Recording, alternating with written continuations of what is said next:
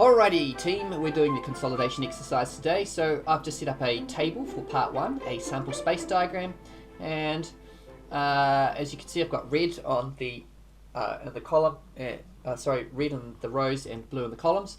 I'm just going to use a different color pen so we don't get confused in the middle here. So 2 1, 2 2, 2 3, 2 4, 2 5, so these are the combos, and then next one 4 1, 4 2, 4 3, 4 4, and 4 5. Next line 6 1, 6 2, 6 3, 6 4, 6 5. Then 8 1, 8 2, 8 3, 8 4, 8 5. Now that we've got this, we can start doing some answers to our questions. B, we've got to find the probability of both cards being a 2. Well, if you look in here, you can see that there is only one option where they're both 2s. And you can see that in our array that we have 4 by 5. So there are 20 options, and one of those options gives us what we're requiring, so it should be 1/20th.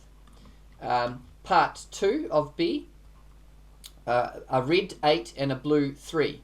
Well, there's only one option that you can get that in, and you can see that that's here. This is a red 8 and a blue 3. And again, so it's 1/20th.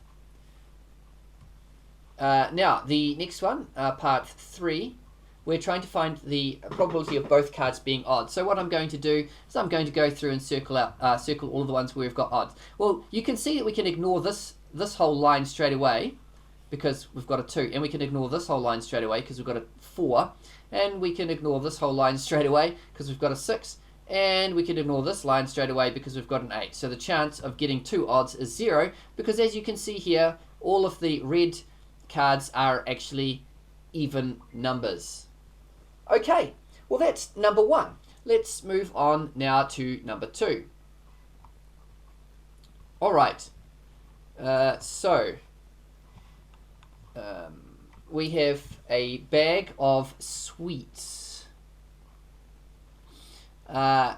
And the colors are yellow, red, black and orange. One sweet is taken from a bag at random and the color recorded, and it's replaced in the bag, and we do this 10 times, and we find our probabilities here. Okay, we've got to estimate the probability that the next sweet that's chosen will be orange. Well, you can see that we've got 4 oranges out of 10, so we would say that 4/10 is the chance of getting another orange. Now, we then repeat the experiment 190 more times, so in total we've now done 200, right? 190 plus the 10 we originally did, and we see the final data is there in that table, and we've got to estimate that the next sweet chosen is orange. Well, this time we've got 38 out of 200. Okay, now which of the answers is going to be more reliable? And we would say at this point 38 out of 200, or should I say 19 out of 100. And the reason is because more trials. Okay, that's 19 over 100, right? Okay, more trials. Okay, cool. Now, let's move on to 3. For 3, a biased dice with sides numbering 1 to 4 is rolled, blah, blah, blah, blah, and we've got to find the probability of the 3. So what we're going to do here, all of the possible options have to add to 1.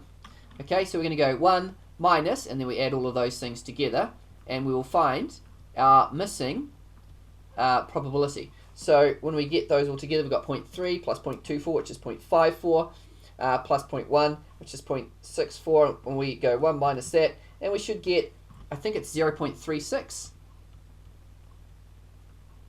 Yep, okay, so 0.36. I'll pop that in there. Now B, what's the probability of rolling a 1 or a 2? Well, you add those probabilities. You can either have that or that, so that would be 0.54. And finally C, what's the probability of not rolling a 4? Well, that's everything that's not 4. So it would be 1 take away 0.1, which is 0.9. Now, I have a feeling that there was one other question that I needed to do with you. So maybe I'll just quickly grab that now. I think it was this one here. Yes, let me just copy that across. Okay, so it's this one here. These two spinners are spun one after the other, and we've got to draw a tree diagram. Okay, well, I'm going to start with the 3. Oh no, I'll start with the 4, sorry. So I've got, here's A, here's B, here's C, here's D. Now off each of those, now we can spin the other spinner, and we've got 1, 2, 3. 1, 2, 3. 1, 2, 3. 1, 2, 3. Now, we have to find part B. We've got to find the probability of a D and a 2. Well, you can see altogether that you've got 3, 6, 9, 12. Okay? 3, 6, 9, 12. Or 4 options times 3, which is 12 options. Okay? So our denominator is 12. It's out of 12. How many give us a D and a 2? Well, obviously only this result here, which is 1 out of the 12 possible options. And part 2, how many give us a vowel and an odd number? A vowel and an odd number. So this is a vowel, and there are no other vowels. So this is an odd number, this is an odd number. So we're going to have 2 options out of 12. Okay, all of our options are in here. Okay, so 2/12 or 1/6. Okay, so you could get A1 and A3, and those are the options that would complete that. Okay guys, well I hope that's been helpful to you. Let me know if you've got any questions on ThinkWave. Take care.